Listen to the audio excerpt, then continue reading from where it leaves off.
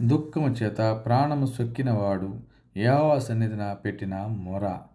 కీర్తన 102 యెహోవా నా ప్రార్థన ఆలకింపుము, నా మొర నీ యొద్దకు చేరనిమ్ము. నా కష్టదినమున నాకు విముఖుడవై ఉండకుము, నాకు చెవియొగ్గుము, నేను మొరలిడువాడను. త్వరపడి నాకు ఉత్తరమిమ్ము. పొగ ఎగిరిపోవునట్లు నా దినములు తరిగిపోవుచున్నవి, పోయిలోనిది కాలిపోయినట్లు నా ఎముకలు కాలిపోయి ఉన్నవి. ఎండ దెబ్బకు వాడిన గడ్డివలే నా హృదయం వాడిపోయి ఉన్నది. భోజనము చేయుటకే నేను మరిచిపోవుచున్నాను. నా మూల్గుల శబ్దము వలన నా ఎముకలు నా దేహమునకు అంటుకొని పోయినవి. నేను అడవిలోని గూడబాతును పోలి ఉన్నాను, పాడైన స్థలములోని పగిడి కంటివలే నున్నాను. రాత్రి మెలకువగా నుండి ఇంటి మీద ఒంటిగానున్న పిచ్చుకవలే నున్నాను. దినమెల్లా నా శత్రువులు నన్ను నిందించుచున్నారు. నా మీద వెర్రి కోపము గలవారు నా పేరు చెప్పి శపింతురు. నీ కోపాగ్నిని బట్టియు నీ ఆగ్రహమును బట్టియు బూడిదను ఆహారముగా భుజించుచున్నాను. నా పానీయముతో కన్నీళ్లు కలుపుకొనుచున్నాను. నీవు నన్ను పైకెత్తి పారవేసి ఉన్నావు. నా దినములు సాగిపోయి నీడను పోలియున్నవి. గడ్డివలే నేను వాడియున్నాను. యెహోవా, నీవు నిత్యము సింహాసనాసీనుడవు. నీ నామస్మరణ తరతరములుండును. నువ్వు లేచి సియోనును వణికించెదవు. దాని మీద దయచూపుటకు కాలము వచ్చెను, నిర్ణయకాలమే వచ్చెను.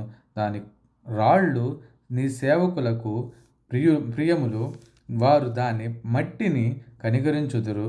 అప్పుడు అన్యజనులు యెహోవా నామమునకు, భూరాజులందరూ నీ మహిమకును భయపడెదరు. ఎలయనగా యెహోవా సియోనును కట్టియున్నాడు, ఆయన తన మహిమతో ప్రత్యక్షమాయెను. ఆయన దిక్కులేని దరిద్రుల ప్రార్థన నిరాకరింపక వారి ప్రార్థన వైపు తిరిగి ఉన్నాడు.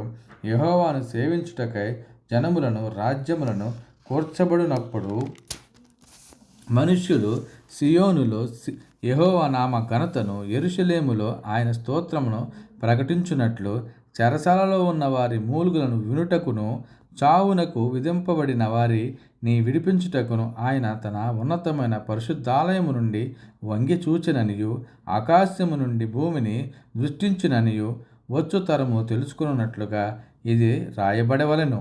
సృజింపబడే బోవు జనము యెహోవాను స్తుతించును.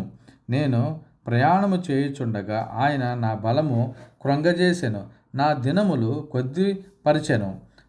నేనిలాగూ మనవి చేసి తిని, నా దేవా, నా దినముల మధ్యను నన్ను కొనిపోకుము. నీ సంవత్సరములు తరతరములుండును. ఆదియందు నీ భూమికి పునాది వేసి తిని, ఆకాశములు కూడా నీ చేతి పనులే. అవి నశించును గాని నీవు నిలిచియుందువు.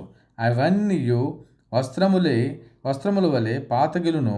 ఒకడు అంగవస్త్రమును తీసివేసినట్లు నీవు వాటిని తీసివేయుదువు అని అవి మార్చబడును. నీవు ఏకరీతిగా నుండువాడవు. నీ సంవత్సరములకు అంతము లేదు. నీ సేవకుల కుమారులు నిలిచియుందురు. వారి సంతానము నీ సన్నిధిని స్థిరపరచబడును.